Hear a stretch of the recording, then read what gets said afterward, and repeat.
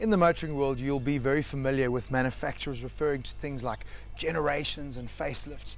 And Lindsay, on average, a new generation of a model comes out what? Every 5 years? Yeah. Facelift somewhere in between? So from a TV channel perspective, Ignition would be in its second generation. Yeah. I mean, back when the channel started, Lindsay, you were all about two-door Mini and practicality. Now, with two kids, the Jazz is probably the target market for you.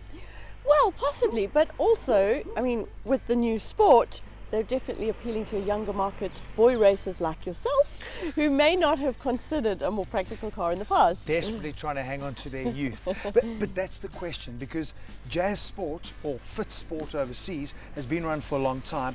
I think it's quite a clever move that Honda's brought this car to market, because sales are down.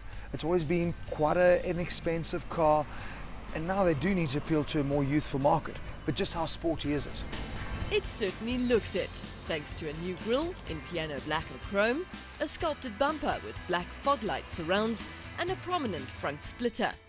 At the rear, there's an equally noticeable roof spoiler, while black alloys and sill extensions enhance the Jazz's side view. So as you can see, it may look the part, but the drive is not all that sporty, which, you know, it's Honda's 1.5 engine that we know, but it has been uprated to 97 kilowatts and 155 Newton meters. No, it's good. So it's like 10% more all round. But at the end of the day, it still runs only with the CVT box, which immediately lets you know this is not about performance. But they have reworked the CVT, and I must admit, it's actually pretty good, because they've got, you put in sport mode, it actually does have 6 steps. So you can actually physically select those gears. But you know what, for this car cruising around, I wasn't having hassles with the CVT at all, because it's not a boy racer car. It's just looking like it is. I know, it's a very confusing thing, because they've taken the top spec model and replaced it with something that you'd think is going to be sporty, but it's not sporty at all, it just looks it. They've changed the suspension too. They've firmed that up a little bit, which is good. And they've changed the brakes. They've actually put discs at the rear now, which is nice.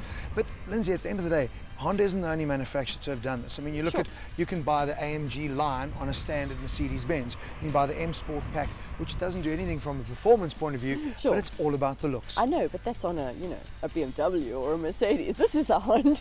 Yeah, well, at least they haven't put racing stripes. But let's talk about the looks, because I think it looks good. I do like what they've done with the reds, you know. I'm surprised they didn't call it the Type R. You know, maybe that's coming. This is like the GT version. No, look, I mean, they have gone and said they've taken some inspiration from the all-new Civic Type R that was launched, the rear spoiler. They've actually got diffuser at the rear as well, and the red trim and details inside. I think they've done a good job, and the colors are bold too. I mean, this yellow is something that stands out. Banana yellow. You know, but this is what they need, because I think they want people to go, oh wow, that looks pretty cool. And there are a lot of cars like that out on the road. You know what's going to make people go, oh wow, that's pretty cool, is the spec in this car. Because yes, it's 310,000 Rand, which is not cheap. But man, you get everything, really. It has cruise control, it has 6 airbags, you get a fantastic warranty, 3 years roadside assistance. Touchscreen, 2 USBs, HDMI cables, literally appealing to that younger generation that'll actually know what to do with it. Whereas I think the old Jazz guy would be like, oh, what the hell's going on? So although he'll still, or she will still be familiar with the magic seats, it's still the roominess that you get always with Jazz. You just can't beat Honda when it comes to utilizing space, because the car's a little bit bigger now as well in the third generation.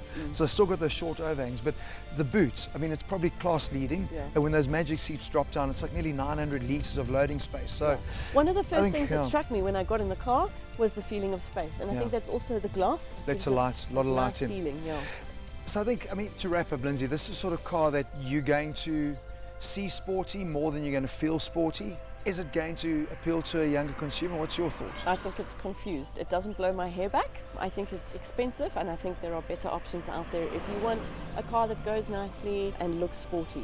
The spec you would probably battle to compete with. Here's a funny thing. I've just come back from Thailand.